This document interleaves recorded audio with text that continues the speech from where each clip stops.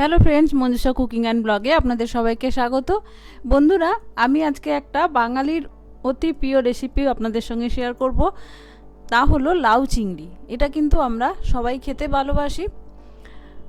আর এখন শীতকাল, বেশ কচি কচি লাউ পাওয়া যাচ্ছে, তার সঙ্গে কড়াইশুঁটি, ধনেপাতা, মানে অসাধারণ হবে ব্যাপারটা। তাই জন্য ভাবলাম আপনাদের সঙ্গে শেয়ার করি। আমি তো খুবই ভালোবাসি খেতে। তো চিংড়ি মাছ একটু আমাদের বাড়িতে অনেকে খায় না বলে আমি সবসময় করে উঠতে পারি না, তবে আজ করলাম, তাই ভাবলাম আপনাদের সঙ্গে শেয়ার করি। তো প্রথমে আমি একটা কড়াইতে নিয়েছি বেশ কিছুটা সর্ষের তেল। তো সর্ষের তেলটা গরম হয়ে যাওয়ার পর দিয়ে দিচ্ছি একটুখানি গোটা জিরে। সর্ষের তেল দিয়ে করবেন, তাহলে কিন্তু খেতে ভালো হবে। দিয়ে দিলাম গোটা কাঁচা লঙ্কা চিড়ে আর একটু তেজপাতা। এবার এই ফোড়নগুলো একটু নেড়ে নেব।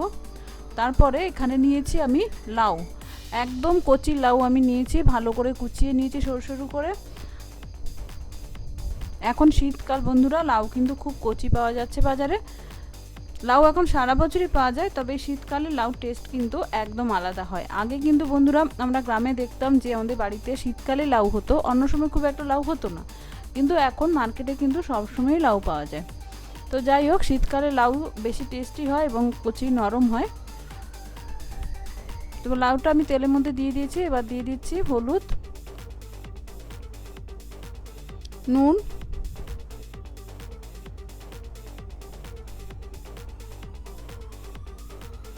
আর একটু জিরে গুঁড়ো। এর থেকে বেশি আর কিছু দেওয়ার দরকার নেই। এই লাউ চিংড়িতে কিন্তু মশলা বিশেষ লাগে না। এবার মশলাগুলো ভালো করে মিশিয়ে নেব আমি।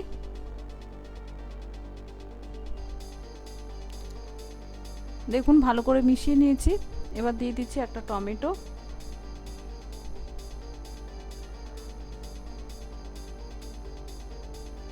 আর দিয়ে দিচ্ছি একটু কড়াইশুঁটি। শীতের নতুন কড়াইশুঁটি, কচি একদম, তাই সেদ্ধ করে দিলাম না, এমনি দিয়ে দিলাম, যাতে লাউ সেদ্ধ হতে হতে কড়াইশুঁটিটাও সেদ্ধ হয়ে যায়। তো কড়াইশুঁটি আর টমেটোটা আমি ভালো করে লাউর মধ্যে মিশিয়ে ঢাকা দিয়ে দেব। ঢাকা দিলেই কিন্তু ভাপে এটা সেদ্ধ হয়ে যাবে, জল দেওয়ার কিন্তু কোনো দরকার নেই। 10 মিনিট মতো আমি এটা ঢাকা দিয়ে রেখে দেব। দেখুন 10 মিনিট পরে লাউটা কিন্তু ভালোভাবে সেদ্ধ হয়ে অনেক কম হয়ে গেছে। লাউ, চাল কুমড়ো এগুলো কিন্তু সেদ্ধ হলে অনেক কমে যায়। অল্প অল্প জল আছে এখনও। এবার এতে আমি দিয়ে দিচ্ছি একটু চিনি। লাউতে বা চাল কুমড়ো এগুলো একটু যদি চিনি না দেওয়া হয় তাহলে নুন মিষ্টির ঠিক ব্যালেন্সটা আসে না, তাই জন্য অল্প একটু চিনি দিলাম। দিচ্ছি এখানে চিংড়ি মাছ। আমি ছোট কুচো চিংড়িকে একটু ভেজে রেখেছি, সেটা দিয়ে দিচ্ছি। লাউ চিংড়িতে বেশি বড় চিংড়ি দেওয়ার কিন্তু কোনো দরকার হয় না, ছোট চিংড়ি কিন্তু বেশ ভালো লাগে খেতে। তো চিংড়ি মাছটা আমি ভালো করে মিশিয়ে নেব। মিশিয়ে আমি মিনিট 2-3 আরও করে নেব, যেটুকুনি জল আছে সেটা শুকিয়ে যাবে। দেখুন লাউ চিংড়িটা সুন্দর শুকনো শুকনো কিন্তু হয়ে গেছে, এরকমই ভালো লাগে। মানে দেখতে দেখুন কি সুন্দর হয়েছে। আমি তো মানে লাউ চিংড়ি ভীষণ ভালোবাসি। আমাদের বাড়িতে প্রায় সারা বছর লাউ আসে, তো মাঝে মাঝেই করি। এবার দিয়ে দিলাম একটু ধনেপাতা, শীতকালে ফ্রেশ ধনেপাতা, এরও কিন্তু কোনো তুলনা হয় না। তো বন্ধুরা, রেডি আমার লাউ চিংড়ি। বাঙালির অতি প্রিয় একটা সাধারণ ডিশ, কিন্তু দারুণ টেস্টি হয় খেতে। গরম ভাত দিয়ে কিন্তু দারুণ লাগে খেতে। তো আপনারাও নিশ্চয়ই অনেকে লাউ চিংড়ি বাড়িতে করেন।